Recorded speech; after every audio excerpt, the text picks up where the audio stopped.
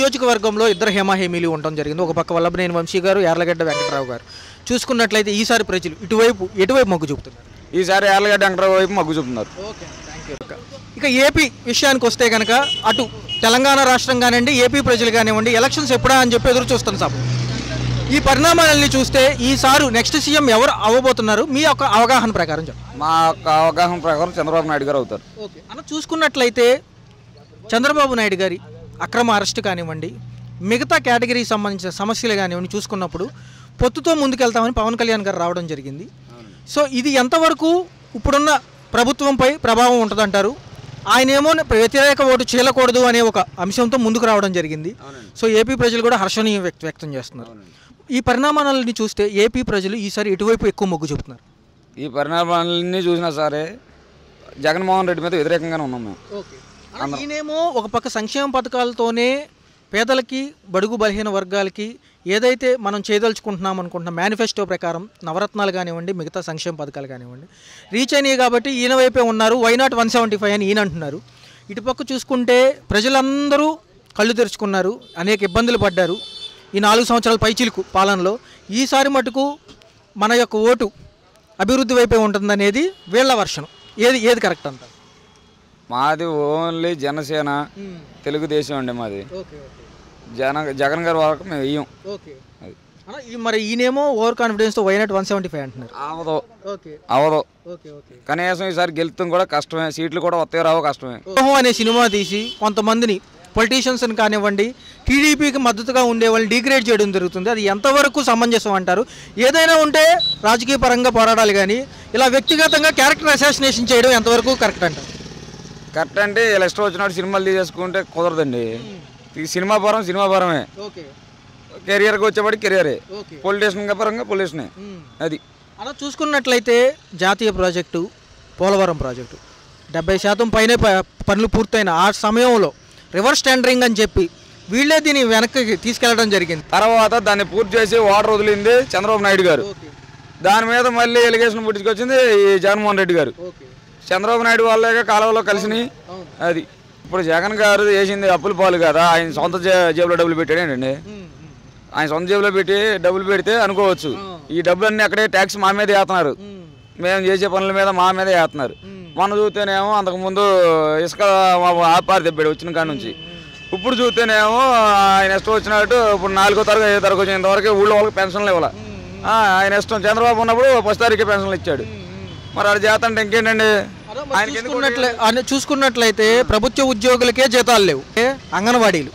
రెండోది మున్సిపల్ పారిశుధ్య కార్మికులు, కాంట్రాక్టుకు ఉద్యోగాలు చేసే గవర్నమెంట్ ఆఫీసుల్లో చేసేవాళ్ళు ఎవరైతే ఉన్నారో వీళ్ళు. రెండోది వాలంటీర్లు, మమ్మల్ని పర్మనెంట్ చేయమని, జీతభత్యాలు పెంచమని అందరూ ఒకేసారి మొదలుపెట్టారు. ఆడుదాం ఆంధ్ర అని కొన్ని ప్రోగ్రాములు పెట్టి మనిషి ఎక్కడైతే ఏపీ ప్రజల యొక్క మైండ్ని డైవర్ట్ చేస్తున్నారు. ఎంతవరకు సమంజసం అంటే? వాలంటీర్లు లేకపోయినా పెన్షన్లో పంచాయతీ ఆఫీస్కి వెళ్ళి తీసుకున్నారు. ఇవాళ ఇవన్నీ వాలంటీర్ వ్యవస్థ అవసరం అండి. ఇంతవరకు పెన్షన్లు ఇవ్వనాడు, ఇంకెందుకండి వాలంటీర్లు? ఏం చేద్దామని అతను ఇప్పుడు ఇంకా ముందుకు సాగాలంటే ఇక ఆయన ఉంటే ముందుకు సాగదు ఇక వ్యవస్థ. అది అలా చూసుకున్నట్లయితే మరి అంగన్వాడీల సమస్య పెద్ద సమస్య ఏదైతే ఉందో తాళాలు పగలగొట్టి వాలంటీర్లకు అప్పచెప్పడం జరిగింది, కానీ అక్కడ చేసింది ఏమీ లేదు. వీళ్ళు ఇప్పటికీ 2 సార్లు చర్చలకు వెళ్ళారు, 3వసారి కూడా విఫలం అవడం జరిగింది. మొన్న ఎక్కడా కూడా కనికరం లేకోకుండా రాష్ట్ర బడ్జెట్ లోట్లో ఉంది, మేమేమీ చేయలేమంటున్నారు. ఇంకా ఎక్కడ ఉంటుందండి బడ్జెట్? మొత్తం తీసిపారు దిగుతుంటే డబ్బులన్నీ ఆడి జేబులో సొమ్ములా వాడేసుకుంటే ఇంకెక్కడ ఉంటుంది బడ్జెట్? తీసుకొచ్చా జేబులో పెట్టినా ఏది చేసినా ఇప్పుడు ప్రభుత్వ ఉద్యోగాలకు ఇవ్వాలనుకోండి, వాళ్ళ పెన్షన్లు ఇవ్వాలన్నా లేకపోతే వాళ్ళ జేబులో వాలంటీర్లకు ఇవ్వాలన్నా సరే ఎంత టైం పడుతుంది అనుకున్నారు? ఎప్పుడో 1వ తారీఖు పడే కూడా పడతల్లా. మొన్న మొన్న ఏమంటారు 18,750 ఆసరా ఇవ్వాలి, ఇచ్చాడా? ఇంతవరకు లేదు. మరి అలాంటి వ్యవస్థ మాకు ఎందుకండి? ఇంకోటి చూసుకున్నట్లయితే ఉమ్మడి పొత్తుతో ముందుకు రావడం పవన్ కళ్యాణ్ గారు ఎప్పుడైతే ఈయన జైల్లో ములాఖాతు అయిన తర్వాత కలిసి చెప్పడం జరిగింది. ప్రజలందరూ హర్షణీయం వ్యక్తం చేశారు, ఎంతో సంతోషంగా ఉండడం జరిగింది. ఎందుకంటే 2 పార్టీలు కలిసినాయి. ఈ ప్రభుత్వం కోరల నుంచి బయటపడితే తప్ప డెవలప్మెంట్ అనేది ఉండదని అర్థమైపోయింది. డిఎస్సి లేదు, మెగా డిఎస్సి లేదు, సాఫ్ట్వేర్ ఉద్యోగాలు ఊసే లేదు. ఇటుపక్క చూసుకున్న ఇండస్ట్రీలు వెనక్కి వెళ్ళిపోతున్నాయి. మరి వీటిలన్నీ ఎలా చూడాలన్నా ఇక్కడ భవిష్యత్తు ఎలా ఉండబోతుంది? ఇక్కడ భవిష్యత్తు అయితే నెక్స్ట్ పవన్ కళ్యాణ్ గారు చంద్రబాబు నాయుడు గారు కలిసి పనిచేస్తున్నారు. మాకు అదే కావాలి, మాకు అదే రావాలి. ఇంకొక ఇప్పుడు రాష్ట్ర ప్రజలు ఒక పక్క ఆంధ్రప్రదేశ్ కానివ్వండి, తెలంగాణ ప్రజలు చూపంతా కూడా ఏపీ ఎలక్షన్స్ వైపే ఉన్నాయి.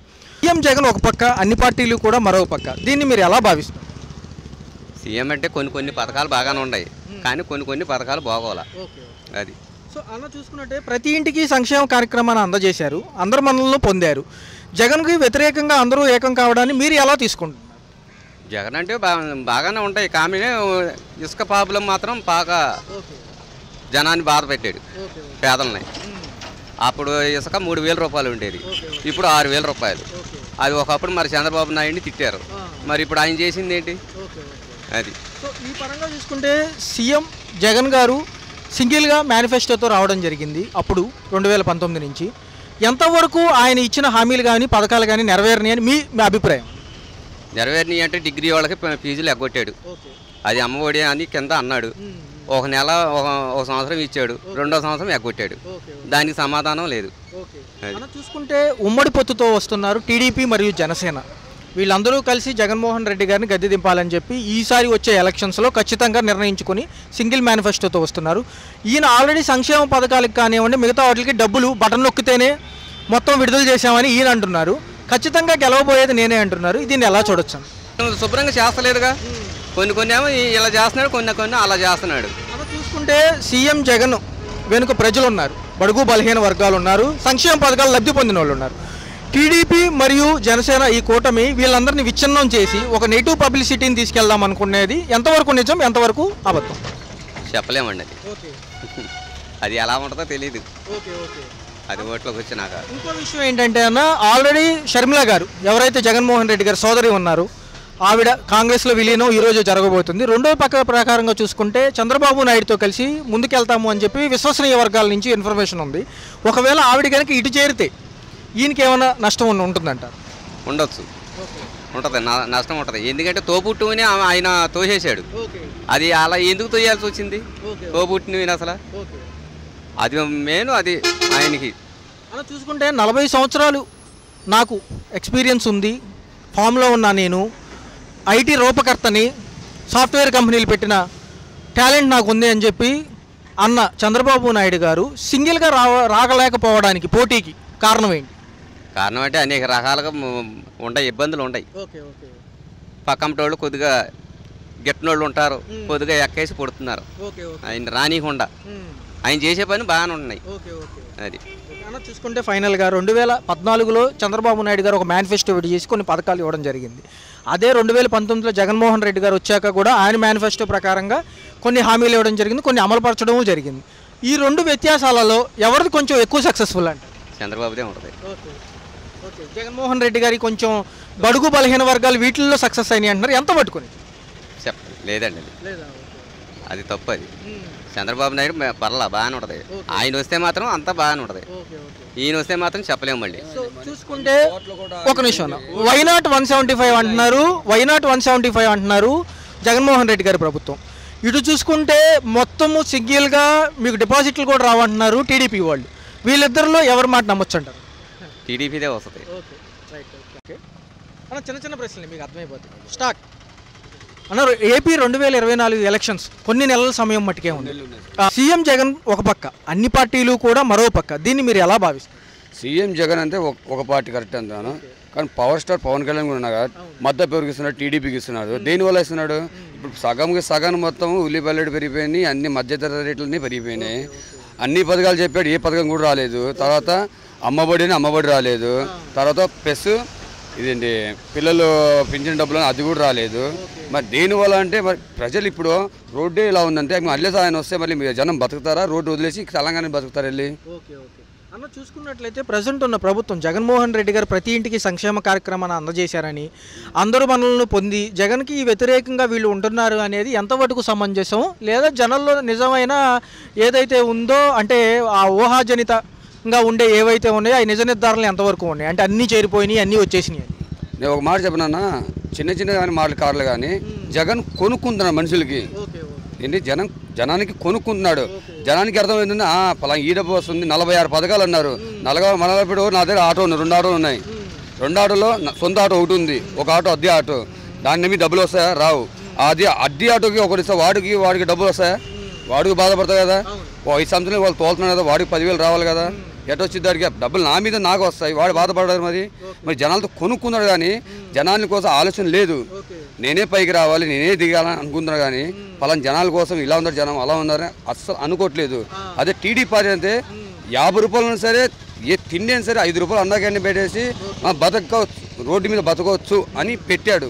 జేబులో 15 రూపాయలు సరే 5 రూపాయలు బిడి గడ్డ కొనుక్కుంటాడు, తాగుతాడు, 5 రూపాయలు అన్నం తింటాడు, 5 రూపాయలు టిఫిన్ తింటాడు, సాయంత్రం పని లేదు ఇంటికి వెళ్ళిపోయి ఏదో మరలా బతికేస్తాడు. అదే ఇప్పుడు జనం 800 కూలీ వచ్చినా కూడా ఏం చేస్తున్నారు, మందు షాప్కి వెళ్తే ఎంత 400, సరే 400 పోతే వారు 50 రూపాయలు చార్జ్ వదిలేయి ఇంటికి వెళ్ళి ఏం ముఖం పెడతాడు, ఇంటికి వెళ్ళేసి పెళ్ళానికి ఏం చెప్తాడు. సంక్షేమ పథకాలు ఒక పక్క ఏమో చూసుకుంటే డెవలప్మెంట్ ఇవంతా కుంటుపడింది. ఏపీ ప్రజలు మరి ఈసారి అభివృద్ధికి ఓటేస్తారంటారా, సంక్షేమ పథకాలకు అలవాటు పడి వీళ్ళకే ఓటేస్తారంట? ఏపీ అనేది కంపల్సరీగా 100కి 90% మటుకు టీడీపీకే వేస్తారు. ఎందుకంటే అదే టీడీపీ 2019లో గెలిచింటే మటుకు అమరావతికి ఇంకో వైపు చూసేవాళ్ళం మేమైతే.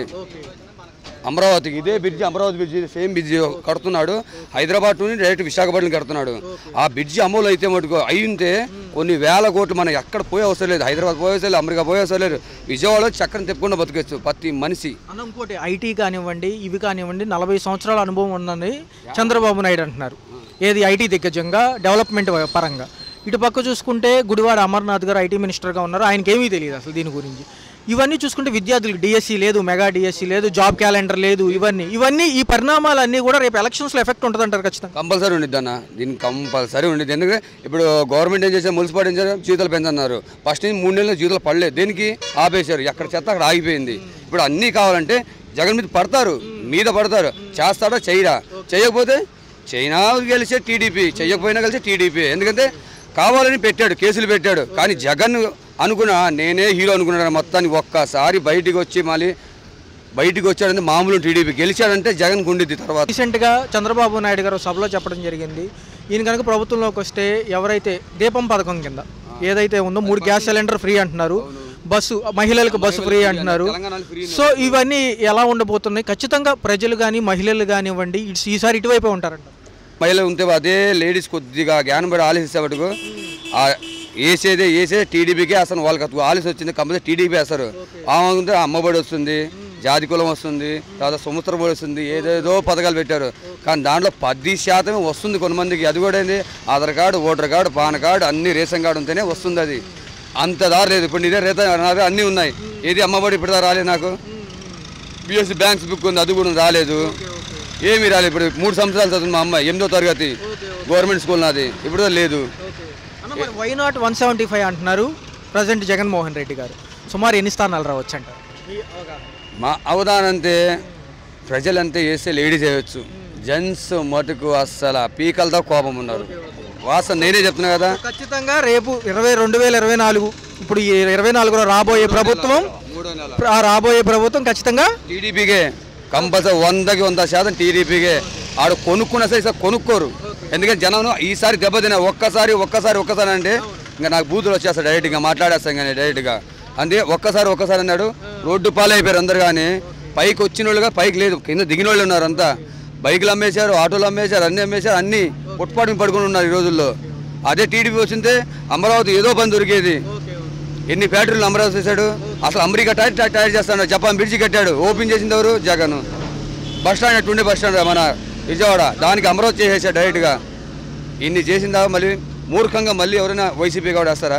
ప్రజలు ఈసారి నమ్మే పరిస్థితుల్లో లేరు అసలు. రెండోది 2024 ఎలక్షన్స్ కొన్ని నెలల సమయం మట్టుకే ఉంది. డెవలప్ అనేది మీరు పొరుగు రాష్ట్రాలకు డెవలప్ అనుకుంటారు, అక్కడ ఉన్న వాళ్ళకి తెలుసు ఆ డెవలప్ ఏందనేది. ఇక్కడ ఎలా ఉండబోతుంది? ఇప్పుడు ఏపీ పరంగా చూసుకుంటే 2 రాష్ట్రాల చూపు కూడా ఇటే ఉంది, దాని పరంగా సార్ నా అభిప్రాయం ప్రకారం ఇక్కడ వచ్చేసి ఏపీలో నా పర్సనల్గా నా ఒపీనియన్ ప్రకారం ఖచ్చితంగా టీడీపీ జనసేన వస్తుందని నా ఒపీనియన్.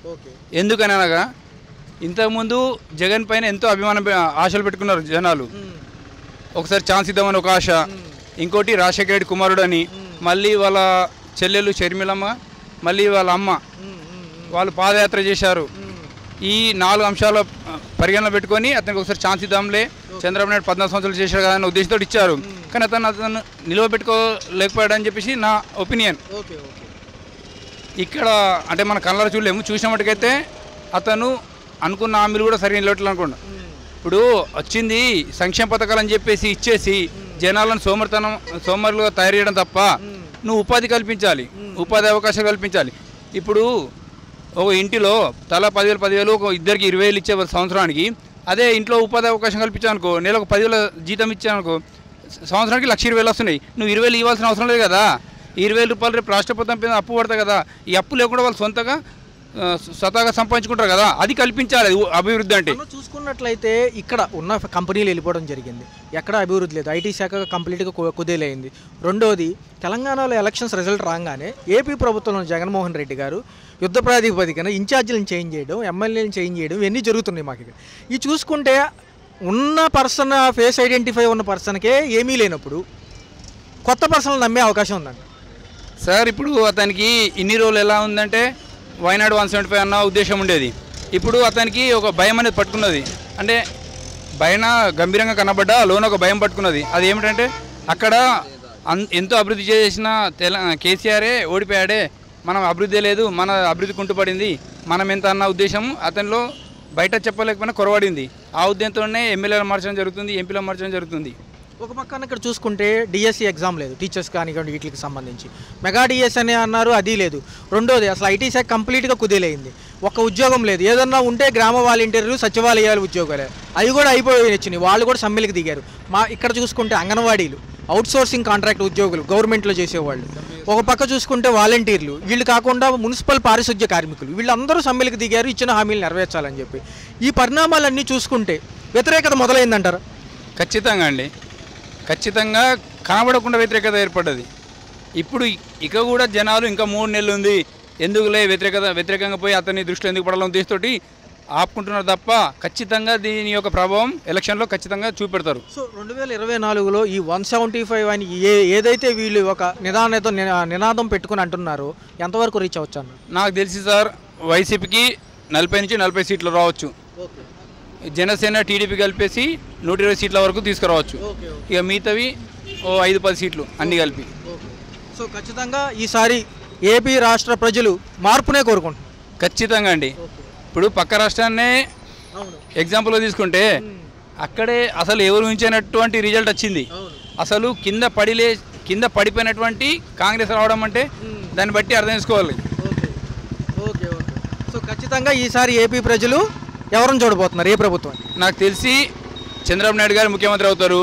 అందులో పవన్ కళ్యాణ్ గారికి కేబినెట్ హోదాలో మంచి మంత్రి పదవి వస్తుందని నేను అనుకుంటున్నాను.